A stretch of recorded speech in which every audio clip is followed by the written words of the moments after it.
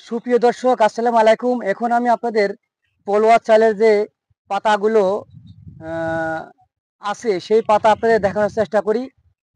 তবে এখানে যিনি দায়িত্বে আছেন তার সঙ্গে গিয়ে একটু কথা বলে দেখি উনি কি বলেন।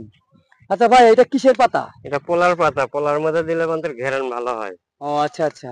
আচ্ছা, এই কেন ওই পলোয়ার চালে তো এমনি ঘ্রাণ, কিন্তু এটা কেন তাহলে দেওয়া এটা হয় আপনি দিলে আরো ঘেরান ভালো হয়। ও আচ্ছা, শুনলেন দর্শক, এটাকে পোলার চাল অথবা পোলার বিরিয়ানি রান্না করার সময় যদি একটু গ্রান কম হয় তাহলে পাতাগুলো দিলে অবশ্যই আপনারা আরো বেশি প্রচুর আরো বেশি সুগন্ধ পাবেন। তো আপনারা এটা একমাত্র নার্সারি ছাড়া পাবেন না। উনি কিন্তু এখানে দায়িত্ব আছে, আর নার্সারিটা হচ্ছে চারাবাগ বাসায়েত গ্রামে।